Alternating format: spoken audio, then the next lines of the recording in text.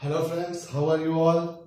I hope you all are healthy and well, and please stay at your home and be safe. As I promised you that I am going to present I am going to present before you with my second video on HRM. So today we are going to discuss about the history of personnel. We call it personal management or the human resource management. So we will discuss about the history of personnel and or human resource management. Now first the industrial relation. The first phase was called as the industrial relation. Industrial relation, when we talk about the industrial relation, we can say that the workers were treated like glorified machine tools. Workers were treated like glorified machine tools. Workers को इस time तक machine tools की तरह behave किया जाता था, इनको treat किया जाता था या इनको ऐसा माना जाता था कि ये कुछ नहीं है. वर्कर्स क्या है, एक तरीके से जैसे मशीन काम कर रही है किसी भी ऑर्गेनाइजेशन में, किसी भी कंपनी में, किसी भी प्रोडक्शन एंटिटी में, उसी तरीके से वर्कर्स भी काम करते हैं. They are just like glorified machine tools. So the industrial relation tell us about that. Now, what about the scientific management? When the thinking was changed, when there was a bit change in the thinking of the people, the mindset of the businessman, entrepreneurs, so the scientific management took place. What, as we know that in scientific management, first of all, let me tell you, in scientific management, father of scientific management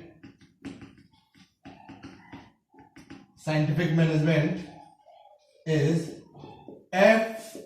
W. Taylor. Father of scientific management is F. W. Taylor. So he was known as the father of scientific management, and he said that management is nothing but a systematic analysis and breakdown of work into smaller mechanical elements and rearranging them into their most efficient combination. इन्होंने क्या कहा कि आप work को small pieces में divide कर दीजिए और उसको वर्कर्स को डिफरेंट वर्कर्स को असाइन कर दीजिए. So that's why he also brought the concept of differential piece rate system. ये डिफरेंशियल पीस रेट सिस्टम का भी कॉन्सेप्ट लेके आए.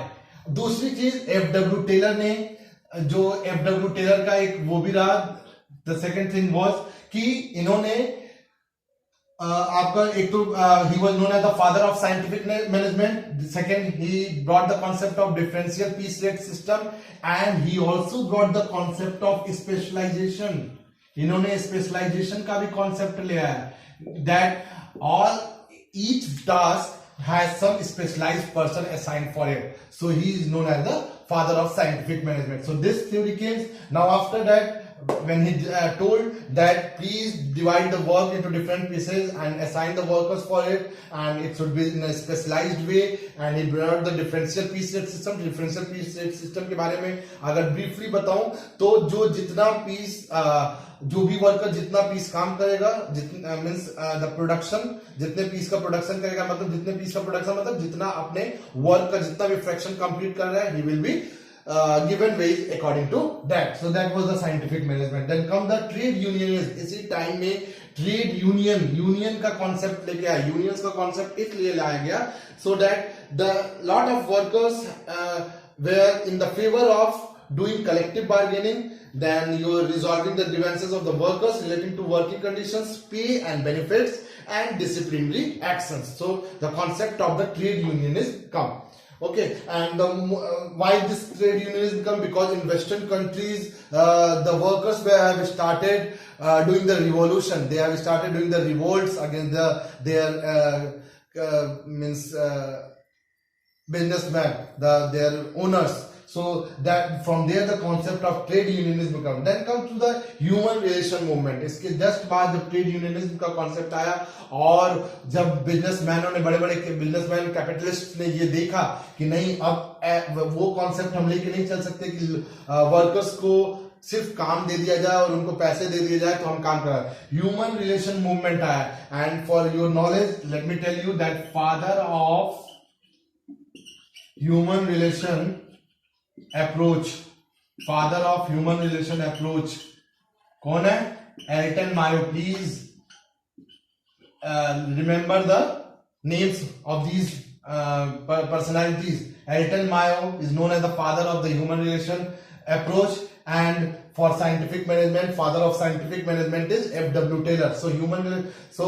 What Elton Mayo, along with his some friends, along with his some colleagues, he done the Hodden experiment. Hodden experiment. उन्होंने क्या किया, एक आपको एक छोटी सी कहानी बता देता हूं. एक इलेक्ट्रिकल अप्लायंसेस, इलेक्ट्रिकल स्विचेस बनाने वाली कंपनी थी. वहां पे उन्होंने हॉडन में था वो, बेसिकली यूएसए में, हॉडन में. सो वहां पे उन्होंने ये एक्सपेरिमेंट किया. कुछ वर्कर्स को ले गए और उन्होंने देखा कि कभी लाइट की इंटेंसिटी कम करके, कभी डिम करके, कभी हाई करके, और कभी फैन देके, किसी को बिना फैन के, कुछ वर्कर्स को इस तरीके से ग्रुप में डिवाइड करके, और ऐसे किया, एक्सपेरिमेंट किया, और उनके एनालिसिस कर रहे थे कि क्या चेंजेस देखने को मिल रहा है. तो देखा गया कि जब उनके फैसिलिटीज बढ़ाए गए तो उनका प्रोडक्शन का जो स्पीड था वो बढ़ा, लेकिन एक लेवल पे जाके वो रुक गया. फिर उन्होंने क्या किया कि उन्होंने फ्रेंड्स को साथ रहने दिया. उन्होंने बोला कि आप अपने से ग्रुप बना लो. तो उससे देखा गया कि प्रोडक्शन बहुत तेजी से. देन इट कि know, only the money doesn't matters, only the facility doesn't matter for the workers. The other thing is human relation. Social भी होना जरूरी है. वर्कर्स को एक सोशल एनवायरनमेंट देना भी जरूरी है, and that is called the human relation movement. So this was about the human relation. Then comes to the human resource approach. अब कहीं पे भी वर्कर्स को मशीन टूल्स की तरह बिहेव नहीं किया जा रहा था. इतने सारे फेजेस के बाद अब वर्कर्स को एज अ रिसोर्स ट्रीट किया जा रहा था. So the concept of human resource approach also came. Now the human resource approach में क्या देखा गया कि people do not inherently dislike work, and if they are help establish object they want to achieve that. लोगों को काम से कोई करने से परहेज नहीं है, हाँ, लेकिन वैसा एनवायरनमेंट दीजिए, चाहे वो आपके वेजेस के टर्म में हो, चाहे फैसिलिटीज के टर्म में हो, चाहे सोशल एक एनवायरनमेंट के टर्म में हो. लेकिन अगर आप उनको उनके अकॉर्डिंग दे देंगे, they are going to achieve any goal और any target whatever you are going to set for them. Second is, most people can exercise a great deal of work when they are given self direction, self control and creativity. अगर आप छूट देंगे कि वो अपना apply कर सके, तो जरूर से कहीं ना कहीं वो वर्कर्स अपना 100% देना चाहेंगे. Third, the manager's basic job is to use to untrapped human. Manager का काम अब इतना ही नहीं रह गया था कि बस काम काम काम. कितना काम ले सकते हो और कितने अच्छे तरीके से, और एक पर्सन के अंदर जो जो खूबियां, जो जो स्किल्स है, जो जो कैपेबिलिटीज है, उन सबको बाहर निकलवाने का काम बढ़ गया था मैनेजर का. And the manager should create a healthy environment wherein all subordinates contribute to the best. ठीक है, अपने कैपेसिटी के अकॉर्डिंग बेस्ट दे सके, ऐसा एनवायरनमेंट क्रिएट करना भी मैनेजर का काम हो गया था. The manager should provide for self direction by the subordinate, and they must be encouraged to participate fully in all important matters.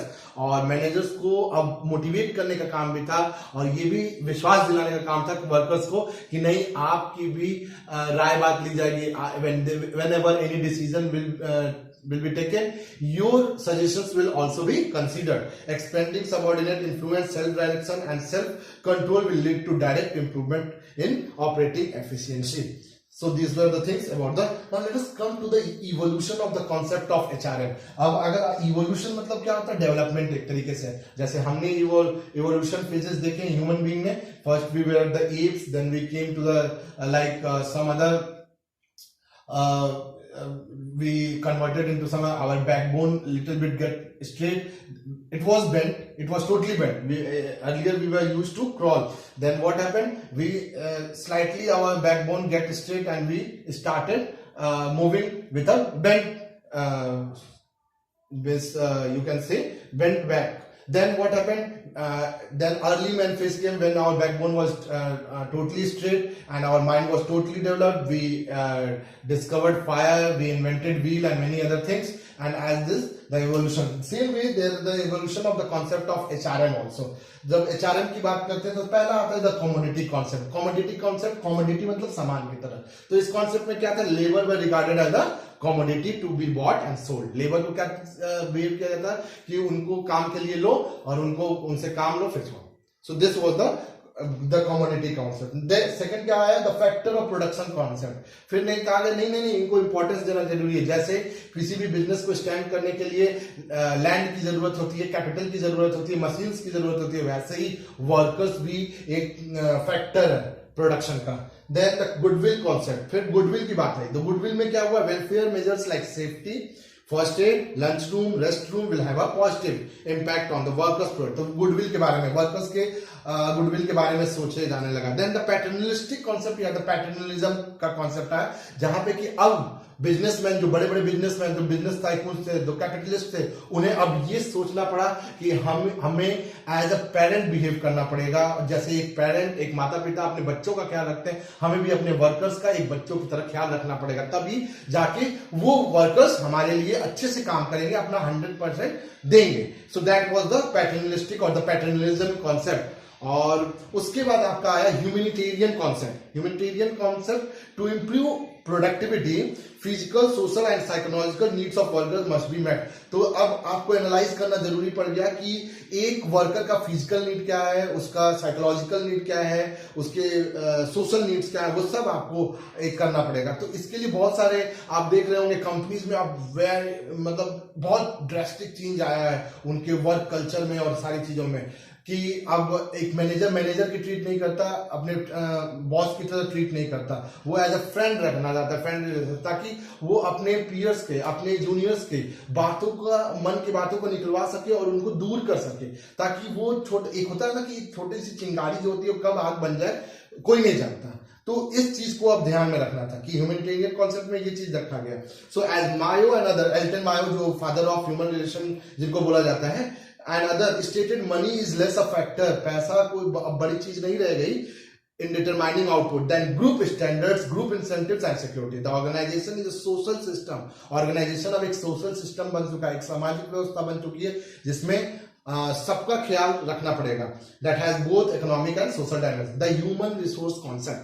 अब ह्यूमन रिसोर्स कॉन्सेप्ट में जो हमने बात करी, employees are the most valuable assets of an organization. There should be a conscious effort to realize organizational goals by satisfying needs and aspiration of employees. तो अब human resource concept में अब उनको एसेट्स, एक ऐसा माना जाता था कि नहीं ये हमारे एसेट्स हैं, अच्छा वर्कर है, स्किल्ड वर्कर है, ट्रेन्ड वर्कर है, तो अब वो एसेट हो चुका है, उसको हमें खोने नहीं देना है। We don't have to lose them, we have to retain them for a long time. हमें उनको रखना है अपने पास, और उसको जो भी उनकी जरूरतें हैं, चाहे वो किसी चीज से रिलेटेड है, उसकी भरपाई करनी है। चलो पूरे कुछ हद तक तो करनी ही करनी है, ताकि वो सेटिस्फेक्शन, जॉब सेटिस्फेक्शन उसके अंदर रहे और वो हमारे साथ काम करे for a long term. Then comes the emerging concept, employees should be accepted as partners. लेकिन अब जो कॉन्सेप्ट आया है, जो इमर्जिंग कॉन्सेप्ट है, वहां पे आप वर्कर्स को वर्कर्स ना समझ के आप उनको पार्टनर्स की तरह ट्रीट करो।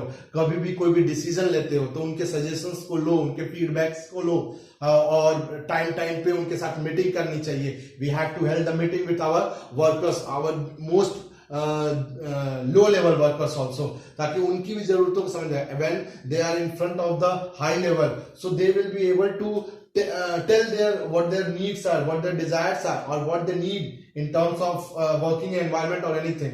तो उससे क्या होगा कि you will be able to fulfill all those needs, और उससे क्या होगा कि प्रोडक्टिविटी इंक्रीज करेगी, एफिशिएंसी इंक्रीज करेगी, और आपका प्रोडक्शन आप देखोगे it will be very effective. So this was all about the evolution of the concept of HRM and the history of personal or human resource management. Now let us see about the growth of HRM in India. India में HRM का growth कैसे हुआ, थोड़ा सा हम बाकी की भी कंट्रीज को देखते हैं। अराउंड 1800 BC के करीब में, not so Babylonian code of Hammurabi. Babylon, you must be knowing, it was a very high cultured place at the ancient time. So Babylon, they started the Babylonian Code of Hammurabi. In that one, it is discussed about the minimum wage rate. कम से कम कितना veg देना है किसी को, उसके बारे में discussion है इस वाले कोड में। इंसेंटिव्स के बारे में डिस्कस, सोच सकते हैं आप 1800 BC means 1800 before the birth of the Christ. 1650 BC means in around 1650 BC, Chinese in their principle of division of labor, they talked about the division of labor. सोचिए, they talked about the division of labor and labor turnover, और उन्होंने labour turnover के बारे में भी बात किया। 400 BC labour turnover के बारे में ब्रीफ में बता दो, कितने वर्कर्स पूरे साल में आए और कितने रुके और कितने बाहर निकल गए, that is called the labour turnover. And the 1250 BC में Moses was a great you can say philosopher. उसने span of management के बारे में भी बात किया. So you can think कि इतने पुराने ये सारी चीजें, तो मैनेजमेंट कोई नई चीज नहीं है. It is a very ancient you can say concept.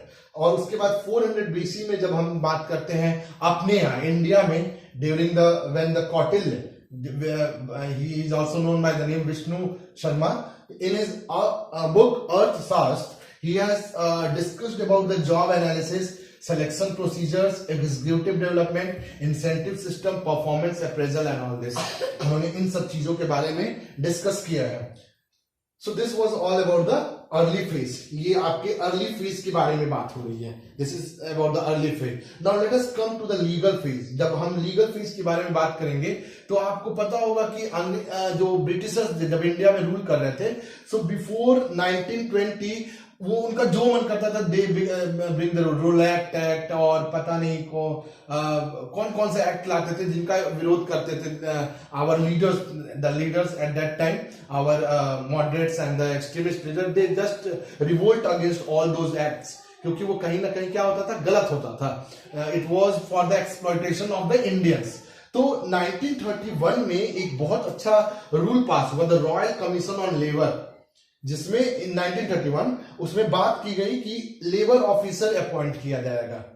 इन 1931 याद कर लीजिए, रॉयल कमीशन ऑन लेबर 1931 में इसका ये एस्टेब्लिश किया गया, जिसमें लेबर ऑफिसर अपॉइंट करने की बात की गई. और ये लेबर ऑफिसर का काम क्या रहेगा, मेन काम जो रहेगा वो it will be act as the spoke person of the labour from the labour side. लेबरों की तरफ से, वर्कर्स की तरफ से ये स्पोक्स पर्सन का काम करेगा, उनकी बातें हायर ऑफिसर्स तक पहुंचाएगा. फिर उसके बाद जब हमारा कंट्री इंडिपेंडेंट हुआ इन 1947, फैक्ट्रीज एक्ट 1948 लाया गया, जिसमें ये बात कही गई कि if any entity, if any organization has more than 500 workers, labour welfare officer will be appointed. Labour welfare officer appoint किया गया जाएगा. और लेबर वेलफेयर ऑफिसर का काम बहुत ही ज्यादा है, बहुत ही ज्यादा. He looks after all the salary related issues. He looks after the goodwill related issues, welfare related issues like HRA, TADA, everything about the first aid, about the restroom, about the facilities, about the crèche, everything. ये welfare officer का काम होगा. And how to handle the grievances, how to dissolve the conflicts. So these were all were the task of the labor welfare officer. Secondly, उसी time में 1950s में थोड़ा सा आगे बढ़ के IIPM का एस्टेब्लिशमेंट हुआ, Indian institute of personal management, Kolkata में. इन Kolkata, that time it was Calcutta, now it is Kolkata. IIPM, Indian Institute of Personal Management in Kolkata, and National Institute of Labor Management in Mumbai. This was established in, so this was the legal phase about the. Now coming to the welfare phase, इसके बाद आपका आता है welfare phase. So early phase में हमने देख लिया क्या क्या चीजें थी. उसके बाद अभी उसके बाद हमारा लीगल फेज आया.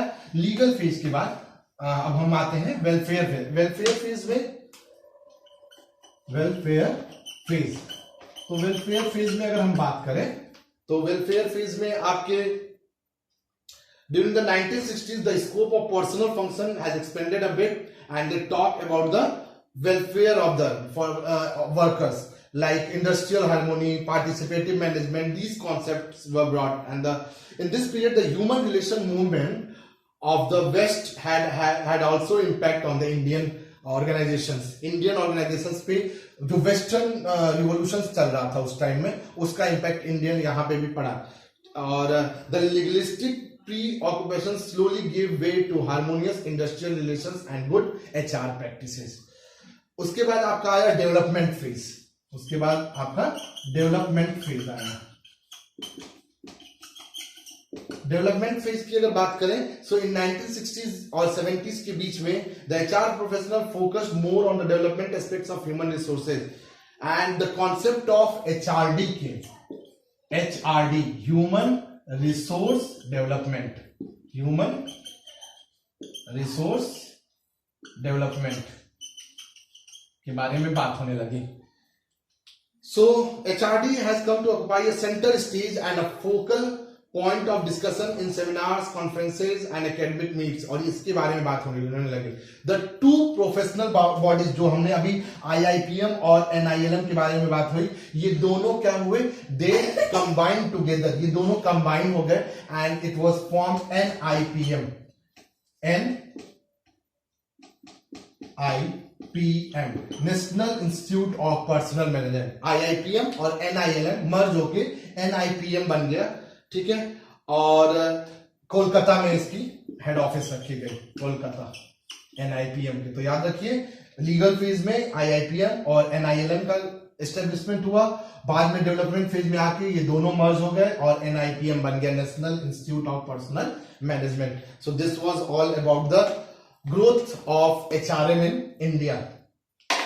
ह्यूमन रिसोर्स मैनेजमेंट का ग्रोथ जो इंडिया में हुआ उसके बारे में था.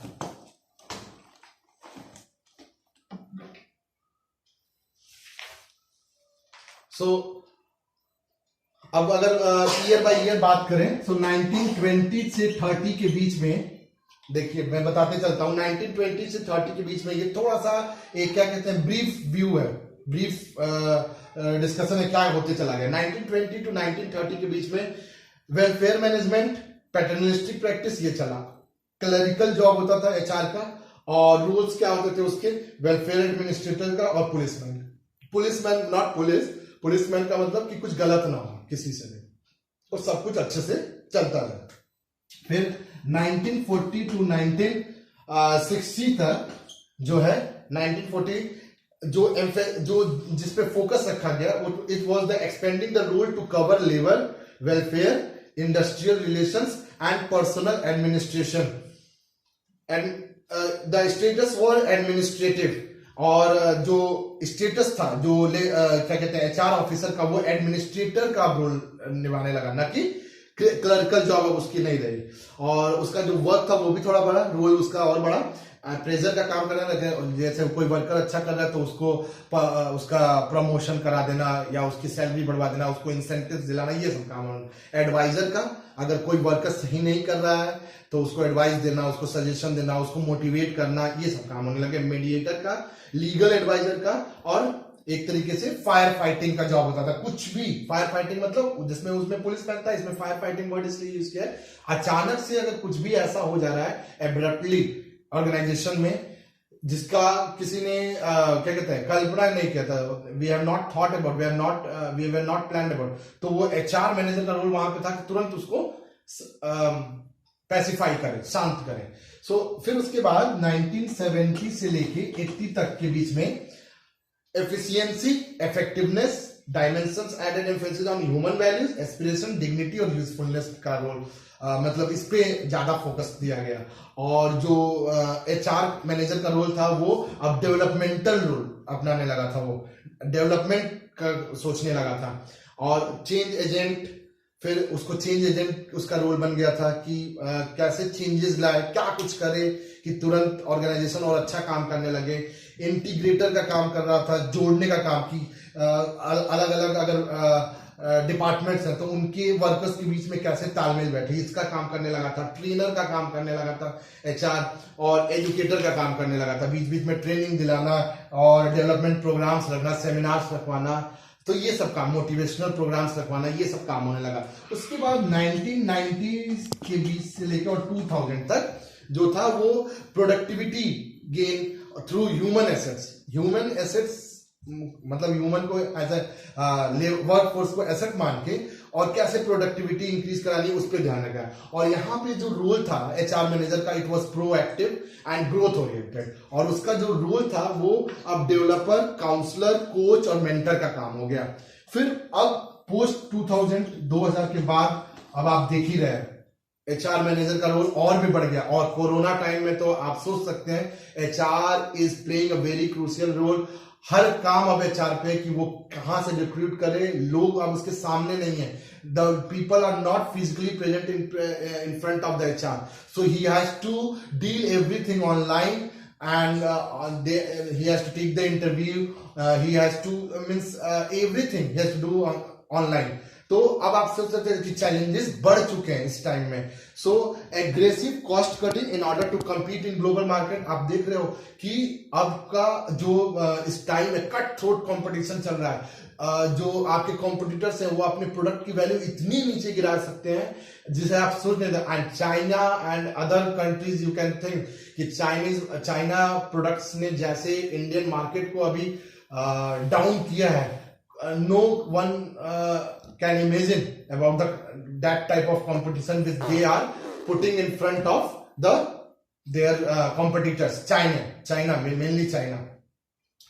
Fight for survival to live for another. अच्छा, यहाँ पे रूल क्या था कि अब सर्वाइव होना बस जरूरी हो गया है कि कैसे अपने को सर्वाइव रखें इतने सारे कॉम्पिटिटर्स के बीच में और ऐसे चैलेंजिंग सिचुएशन में।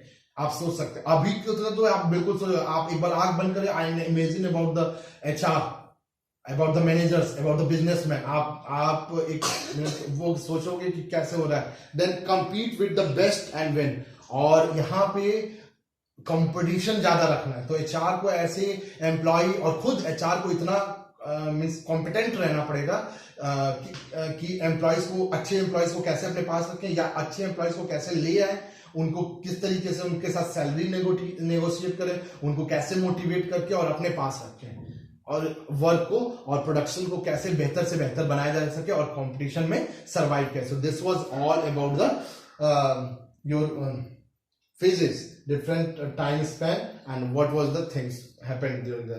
तो ये सारी चीजें थी आपकी मेनली हिस्ट्री में और इवोल्यूशन में और इन टाइम स्पैन में।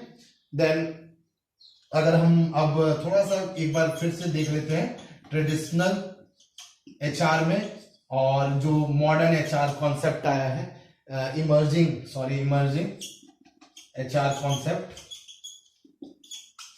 उसमें डिफरेंस क्या क्या है। ट्रेडिशनल HR की अगर बात करें, यहाँ पे एडमिनिस्ट्रेटिव रोल था, लेकिन इमर्जिंग HR की बात करें तो यहाँ पे स्ट्रेटेजिक रोल है। यहाँ पे एज एडमिनिस्ट्रेटर का काम करता था, बस उसको क्या चलना चाहिए, और यहाँ पे एज आपका स्ट्रेटेजिक रोल प्ले करता है, स्ट्रेटजी बनाता है बैठ के कि आगे की चीजों को प्रोएक्टिव रहता है। ये सेकेंड, यहाँ पे रिएक्टिव था, यहाँ पे देखिए आ गया पॉइंट प्रोएक्टिव होना पड़ेगा आपको इमर्जिंग HR में। Third, separate isolated from company mission. यहाँ पे HR बस उसको क्या मतलब है, एम्प्लॉय अच्छे मिल गए, एम्प्लॉय काम कर रहे हैं, दैट्स इट। और यहाँ पे इमर्जिंग HR में नो, की पार्ट ऑफ ऑर्गेनाइजेशनल मिशन। और मिशन क्या है ऑर्गेनाइजेशन का, उससे रिलेटेड वर्कर्स या एम्प्लॉयज या स्किल्स नॉलेज है एम्प्लॉयज के पास या नहीं है, तो वो ये HR का रोल हो गया। सो उसके बाद प्रोडक्शन फोकस होता था, और ये आपका प्रोसेस बेस्ड सर्विस फोकस होता है, सर्विस फोकस। अब आपका काम इतना ही नहीं रहेगा कि आपका प्रोडक्ट बिक गया और आपका बिक रहा है बस, उस बिकने के बाद क्या हो रहा है, बिकने के बाद क्या हो रहा है वो भी देखना है, आफ्टर सेल्स जो कहते हैं सर्विस। फिर फंक्शनल ऑर्गेनाइजेशन यहाँ पे, और यहाँ पे क्रॉस फंक्शनल होता है। Then individuals encourage single out for praise rewards, और यहाँ पे क्या होता था, इंडिविजुअल पे फोकस किया जाता है। यहाँ पे आपका क्रॉस फंक्शनल टीम वर्क पे ध्यान दिया जाता है यहाँ पे इमर्जिंग HR में। फिर पीपल एज एक्सपेंसेस, पीपल जो लोग आप रिक्रूट कर रहे हो उनके पे आप खर्च कर रहे हो, सैलरी दे रहे हो भाई, तो ऐसा माना जाता था ट्रेडिशनल कि खर्चा है। लेकिन अब इमर्जिंग HR में people are investments, people are treated as investments, not as the expenses. So this was all about the difference between the traditional HR and the emerging HR. ये आपके ट्रेडिशनल HR और emerging HR में basic differences हैं। अब now we are on the almost on the end of this video, so let us discuss some of the terminology. कुछ terminologies discuss कर लेते हैं। मैनेजमेंट, क्योंकि आगे ये सारे चीजें हमें काम आएंगी जब मैं और भी वीडियोस बनाऊंगा related to different topics of HRM, तो ये काम आएगा। So management is what, management is an art of getting things done through others in a systematic way. मेरे मेरा एक अपना कोटेशन है, where there is man there is management. जहां आदमी है, जहां आदमी से काम लेना है, वहां पे आपको मैनेजमेंट आना चाहिए। और मैनेजमेंट क्या एक कला है, और ये सब बुक में मैनेजमेंट आर्ट है, उस वो आप लर्न नहीं कर सकते, वो एक कला है जो आपको आता है और आप सीख भी सकते हो सकता है आप में खुद ही हो। आपने देखा होगा some people do MBAs, BBAs and many other professional degree, they take many other, कुछ क्या होता है, some are just by birth they are very good in managing the things. So management, the process of efficiently achieving the objectives of the organization with and through people. ठीक है, लोगों के साथ और लोगों के द्वारा जब आप अपने कंपनी का ऑब्जेक्टिव अचीव कर लेते हो, वही तो मैनेजमेंट है, वो आर्ट है, ठीक है, वही कला है। सो HRM हमने डिस्कस कर लिया है पहले। Human resource management what is, to bring the people and the organization together, it is the process to bring the people and the organization together to achieve their individual goals. So a process of bringing people and organization together so that the goals of each one are met effectively and efficiently. ठीक है, ये HRM है। What is the purpose of HRM? HRM seeks to improve the productive contribution of people to the organization in way that are ethically and socially responsible. HRM का जो purpose है वो ये है कि आपको अपना ऑब्जेक्टिव अचीव करना है। The employee has to achieve its own objective and the organization has to achieve has its own objective, but in a social and ethical way. एक सोशल वे में, एक इथिकल वे में, ये नहीं कि आप कि कोई गलत तरीके से कुछ कर रहे हो। तो that is the purpose of HRM। Then coming to the next, system क्या होता है, व्हाट इज सिस्टम हियर? आजकल तो ये वर्ड बहुत फेमस हुआ है, सिस्टम। तो सिस्टम होता क्या वो समझ लीजिए, टू और मोर पार्ट्स, मैं कहीं और इंडिकेट नहीं कर रहा हूं, सॉरी फॉर दैट, ये डेफिनेशन है, two or more parts working together as an organised whole with clear boundaries. जब दो या दो से अधिक पार्ट एक साथ काम करते हैं और उनका एक डेस्टिनेशन डिसाइडेड होता है कि हम यहां तक काम करेंगे, that is called system. Then comes the productivity, फिर आपका आता है productivity. What is productivity? So productivity is ratio of output to input, ratio of output to input, ठीक है।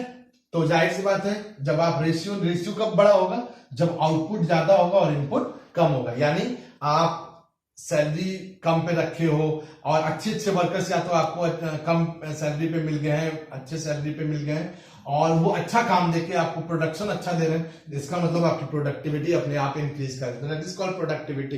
वही एक तरीका नहीं है, sorry for that, that is not the only way. I am just quoted an example to clear the concept of productivity. मैंने productivity का concept clear करा है। Coming to the next is, ये टर्म खूब यूज होता है, बहुत ज्यादा यूज होता है, re-engineering. So re-engineering occurs when more than 70% से जब आप अपने ऑर्गेनाइजेशन में चेंज लाते हो 70, so that is called re-engineering। re-engineering के बाद आपका आता है empowerment। So re-engineering is what? When you change the process of any work more than 70%, it is called re-engineering। Then come to the word empowerment। Yes, सशक्तिकरण, women empowerment के बारे में तो आप हमेशा सुनते होंगे। So empowerment is allowing employees more control over what they do on the job, that is called empowerment. Then comes the HRD, human resource development. So what is HRD?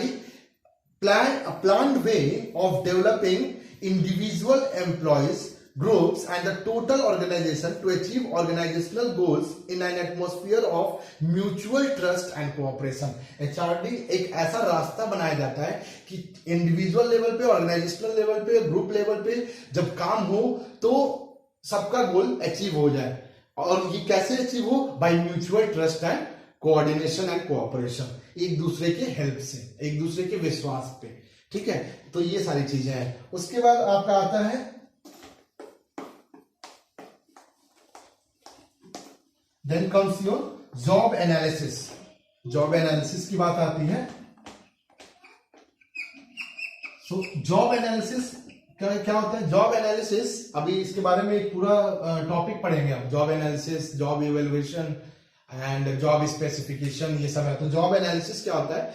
The systematic collection, evaluation and organization of information about jobs. जब आप किसी jobs के बारे में उसको systematically collect करते हैं, evaluate करते हैं और इंफॉर्मेशंस को ऑर्गेनाइज करते हैं, तो वो कहलाता है job analysis. Then comes the HR planning, फिर आपका आता है एचआर प्लानिंग। एचआर प्लानिंग क्या होता है? तो क्या है? Process of identifying human resource need and formulating plans to meet their need. Human resource की जरूरत है, कितनी है, और उसको कैसे फुलफिल करना है। Human resource needs and their fulfilment, और उनको कैसे फुलफिल करना है, that is called the HR planning. ये हो गया, ठीक है। उसके बाद आपका आता है रिक्रूटमेंट। रिक्रूटमेंट क्या होता है? रिक्रूटमेंट आपका होता है the process of finding and attracting capable applicants for employment.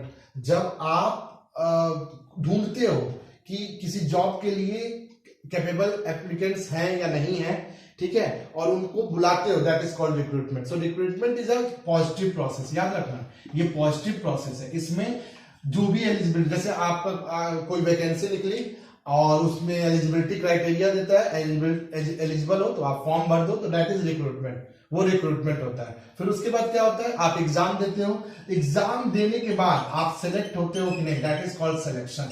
तो सिलेक्शन इज नेगेटिव प्रोसेस, याद रखना। रिक्रूटमेंट पॉजिटिव है क्योंकि ये सबको मौका देता है, और सिलेक्शन नेगेटिव है क्योंकि ये छांटने का काम करता है, ठीक है, ये छांटने का। So selection is what? It is the process of matching the qualification of applicants with job needs and choosing the most suitable one. सबसे जो suitable होगा वो इसमें choose किया जाएगा, selection. So that's why selection is called negative process and recruitment is called positive process. उसके बाद आपका आता है ट्रेनिंग। ट्रेनिंग क्या होता है? ट्रेनिंग होता है जब आप स्किल्स डेवलप करते हो। सो ट्रेनिंग अ लर्निंग प्रोसेस, ये एक लर्निंग प्रोसेस है, सीखने की एक व्यवस्था है। A learning process design to achieve a relatively permanent change in an individual that will improve the ability to perform on the job. Training ऐसी व्यवस्था है जो किसी स्किल को डेवलप करती है और परमानेंटली डेवलप करती है किसी वर्कर के अंदर, ताकि वो किसी काम को और अच्छे तरीके से या नए ढंग से कर सके, that is called the training. Then comes the employee development. उसके बाद आपकी बात आती है एम्प्लॉय डेवलपमेंट की। Employee development, now employee development is what? A kind of future oriented training focusing on the individual growth of the employee. जैसे employee development की अगर आप बात करें, फॉर एग्जांपल पहले ट्रेनिंग समझते हैं। ट्रेनिंग जैसे मान लीजिए आपके यहाँ कोई सॉफ्टवेयर आया और वो सॉफ्टवेयर वर्कर्स को यूज करना है या आपके ऑर्गेनाइजेशन के एम्प्लॉयज को यूज करना है, आपने लगवाया उनके ही फैसिलिटी के लिए और उनको चलाने नहीं आया, तो आपने उसका क्या किया? उस पर्टिकुलर सॉफ्टवेयर के जो प्रोवाइड कर रहा है वो कंपनी को कि किसी एम्प्लॉय को बुलाया और उनसे ट्रेनिंग दिया, दैट इज कॉल्ड ट्रेनिंग। अब एम्प्लॉय डेवलपमेंट क्या है? जब आप लॉन्ग टर्म की सोच के फ्यूचर के लिए आप अपने वर्कर्स को तैयार करते रहते हो, that is called the employee development. Employee development में आप कह सकते हो कि आप अपने वर्कर्स को, जैसे अगर आपको लगता है कि नहीं एक टाइम पे क्या होगा कि हमें मूव करते हुए और काम करना होगा, तो आप अपने वर्कर्स को जो टैबलेट्स होते हैं, मोबाइल्स होते हैं, उन पे वर्क करना अगर आप सिखा दे, that is called the employee development, कि सब कुछ एक मोबाइल में या एक टैब में हो जाएगा, that is called employee development. So employee development a kind of future oriented training focusing on the individual growth of the employee. Then coming to the competitive advantage, ये पहले ही डिस्कस हो चुका है लेकिन एक बार फिर से रिवाइज कर लेते हैं। कॉम्पिटिटिव एडवांटेज, कॉम्पिटिटिव एडवांटेज आपका it allows a firm to gain an edge over rivals when competing. It comes from the firm's ability to perform activities more distinctively and more effectively than rivals. अगर आप अपने competitor से बहुत बेहतर तरीके से और बहुत इफेक्टिव और एफिशिएंटली काम करते जा रहे हो, उनसे हर कदम आगे ही रह रहे हो, एक कदम आगे रह रहे हो, that is called competitive advantage. वो आपका कॉम्पिटिटिव एडवांटेज कहलाता है। देन आपका आता है SHRM, strategic human resource management.